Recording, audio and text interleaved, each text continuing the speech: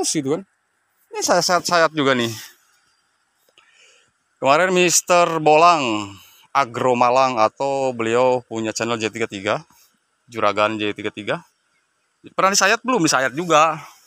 Cuma melakukan penyayatan ini saya lakukan di musim kemarau. Kalau musim hujan sekarang nggak berani.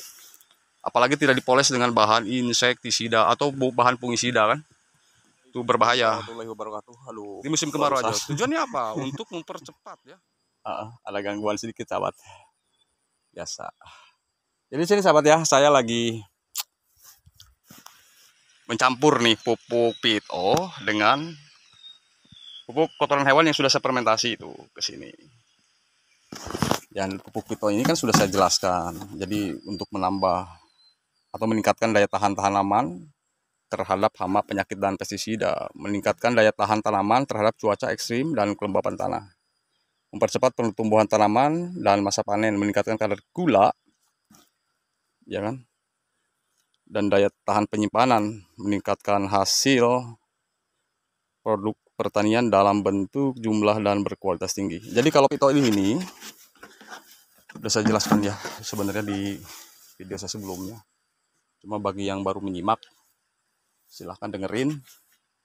45 ml atau 50 ml dimixnya ke air murni 15 liter ke tangki gitu kan, ataupun ke wadah atau ember.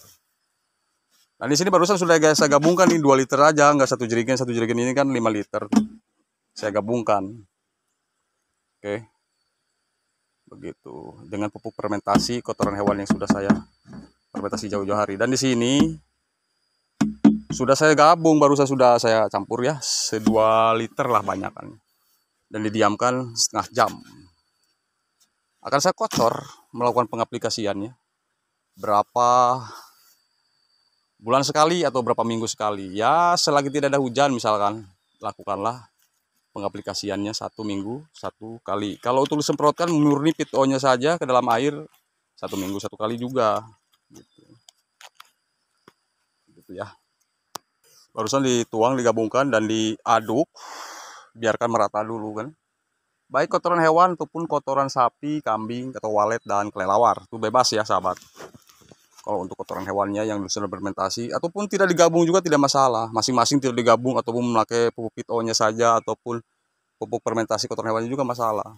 Contohnya beginilah. Buktinya yang kemarin diaplikasikan dengan pupuk pito organik. Saya bukan maksud ada iklan untuk ini, untuk promer pupuk ya, produk pupuk, enggak. Lagi pula untuk apa kan? Saya tidak dibayar kok. Tidak punya AdSense saya. Tapi ini tuh upayanya seperti ini, hasil daripada vitamin palu 1 kali padahal. Bagaimana kalau 2-3 kali kan? Hama penyakit tidak ada. Terus berangkas kemarin sembuh kembali. Normal dan sehat lagi, ya kan? Subur. Hujan, karena hujan enggak. Hujan di sini justru belum normal sahabat ya. Kalau hujan normal, oke lah saya kasih informasinya nggak fair karena dibantu tingkat kesuburannya sama air hujan. Ini kan hujannya nggak normal, 1 minggu 1 kali, kadang tidak ada lagi. Kan itu efeknya berbahaya sebenarnya untuk tanaman yang usia masih pertumbuhan apalagi kan. Itu bahaya, lebih evaporasi pada lahan dan bisa menyebabkan dehidrasi juga terhadap tanaman kita kalau memang 1 minggu 1 kali dikasih hujan, lalu kita dibiarkan besok paginya atau lusanya tidak dikasih air penyiraman gitu kan. Itu jauh lebih hebat penguapannya. Itu sepengetahuan saya. Makanya di sini saya bersih-bersih rumput belum tuntas, memang belum tuntas ya, sahabat. Memang tidak dibersihkan dulu semuanya karena ya tahu sendiri cuacanya.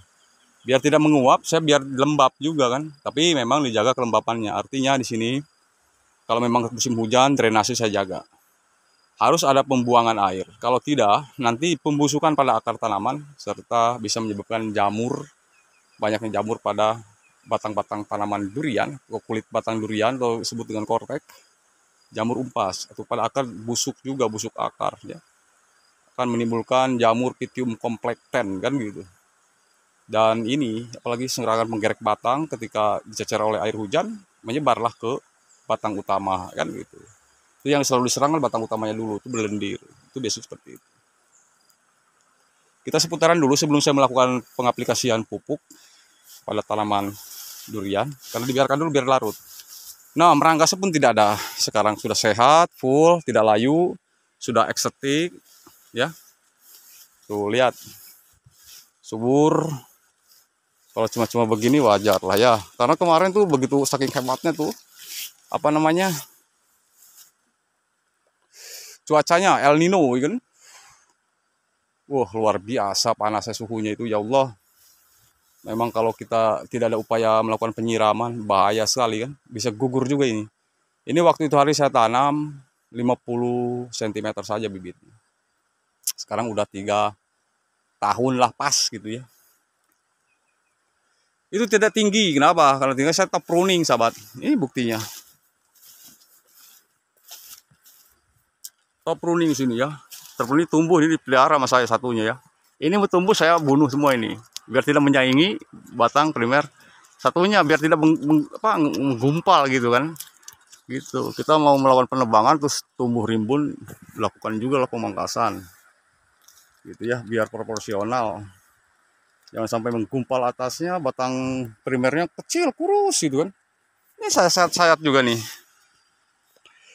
Kemarin Mister Bolang Agro Malang, atau beliau punya channel J33, Juragan J33. Pernah disayat belum? Disayat juga. Cuma melakukan penyayatan ini Mas, saya lakukan di musim kemarau. Kalau musim hujan sekarang nggak berani. Apalagi tidak dipoles dengan bahan insektisida atau bahan fungisida kan. Itu berbahaya. Di musim kemarau aja. Tujuannya apa? Untuk mempercepat ya masa generatif. Terus memperkekar batang utamanya. Tuh dari 50 cm sudah gede kayak gini.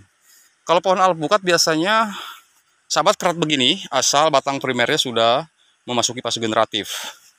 Terus dipoles dengan air kecap dan dicampur dengan mecin ya, 1 sendok ataupun 45 ml mecin kecapnya, didiamkan selama 1 minggu tanpa memakai efektif mikroorganisme yaitu M4. Tanpa harus itu aja, didiamkan aja selama 1 minggu ya, 2 dimensi itu lakukan penyayatan dulu terlebih dahulu, kemudian dipoles pakai kuas cat gitu ya. Untuk apa tujuannya? Untuk mempercepat ya masa pembungaan gitu, tanpa kimia gitu kan. Kalau mau tanpa kimia, karena kandungan di dalam mecin itu kan ada potasiumnya juga, selain nutrisi-nutrisi yang lainnya yang bermanfaat untuk tanaman, baik tanaman alpukat, tanaman durian juga bisa sepertinya, seperti itu. Cuma kan tanaman durian ini kalau memang pupuk tidak berimbang, contohnya pada tanaman durian usia udah remaja, tidak lakukan pupuk yang berimbang, bisa banyak ya menimbulkan kelemahan, kekurangan. Contoh dari bunga atau dari buah bisa berjatuhan gitu kan. Gitu ya, bukan sok tahu gitu. Memang pupuk durian ini, pupuk makro dan mikronya itu harus diperhatikan. Betul nggak kan gitu. Jadi nitrogen dikurangi setelah usia tanam durian ini menganjak dewasa. Kita sharing aja di sini. Saya di sini petani masalahnya kan. Sharing ini pertanian, dan silahkan jika memang ini bermanfaat ikutin sama sahabat. Sambil saya menunggu itu larut, betul-betul larut pupuk pito dan pupuk fermentasi kotoran hewan yang sudah didiamkan beberapa bulan yang lalu. Mau tanaman triple planting, mau tanaman tanaman tunggal itu nggak ngaruh. Yang penting nutrisinya untuk tanaman durian seimbang ya. Kalau memang tidak seimbang kasihan juga. Karena tanaman buah ini sangat memerlukan atau membutuhkan nutrisi yang banyak. Gitu. Jangan sampai kita menanam durian, pikirannya itu cepat-cepat ingin berbuah. Jangan, akhirnya dipaksa untuk berbuah, nggak kuat dia dan lelah. Dan akan menyebabkan kematian pada tanaman durian itu sendiri. Sayang kan? Terus beli lagi, nanam lagi, beli mati, nanam lagi, dan beli lagi. Jadi waktu habis kayak gitu-gitu aja. Baik, saya tidak akan panjang lebar, akan saya langsung lakukan pengaplikasian pupuknya. Mungkin sudah larut karena tadi sebelum saya bikin video sudah campur memang sama saya kan. Sudah diaduk, dan kemudian saya akan tes ke tanaman durian usia remaja.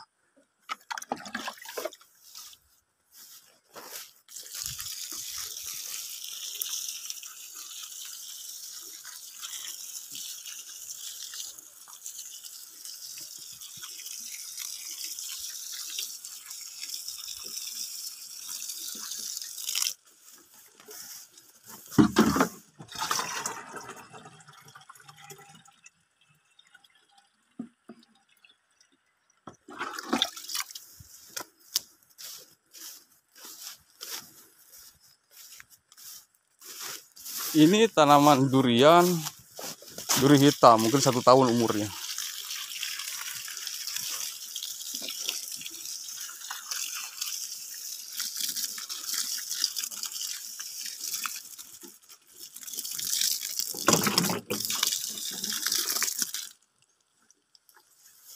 Oke, dan saya akan berikan ke pohon durian bawor satunya.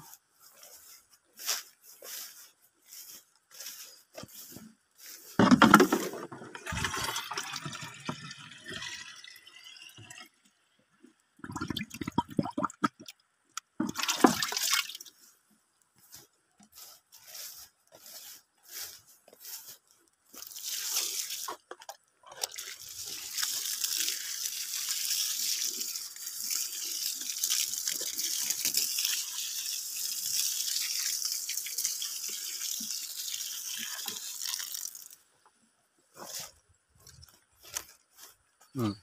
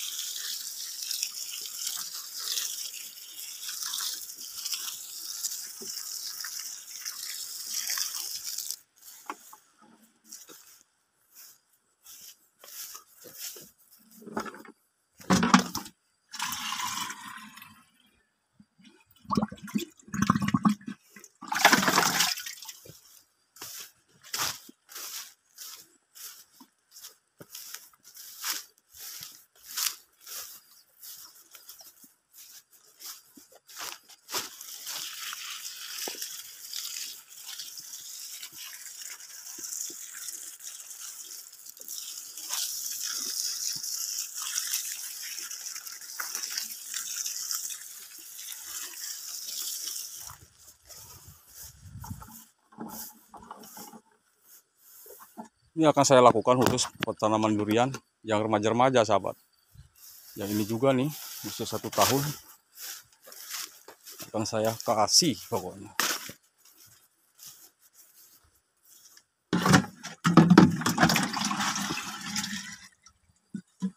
Memang sengaja rumputnya belum saya bersihkan karena hujannya masih begini, belum normal ya.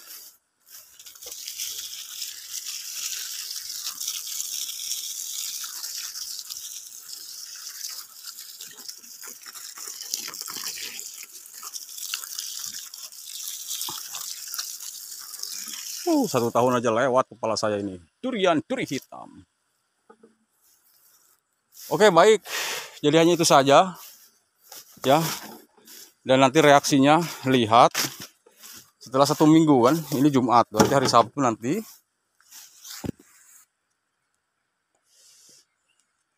Boleh dicek. Kalau di cairan begini kan konsentratnya atau nutrisinya akan jauh lebih cepat diserap oleh akar tanaman. Dan reaksinya butuh waktu 4 hari nanti. Dan saya akan terakhir itu yang 2 itu kan saya kasih juga. Kecuali yang remaja-remajanya enggak. Karena yang remaja itu kan masa mendekati generatif. Kalau di sini ada kohe kotoran kambingnya yang bernitrogen tinggi.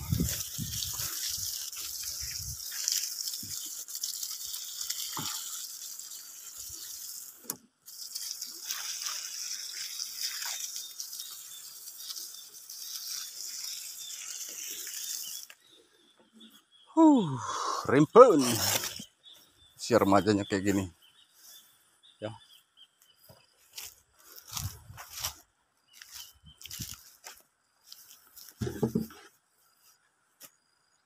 Oke, baik. Jadi hanya itu saja.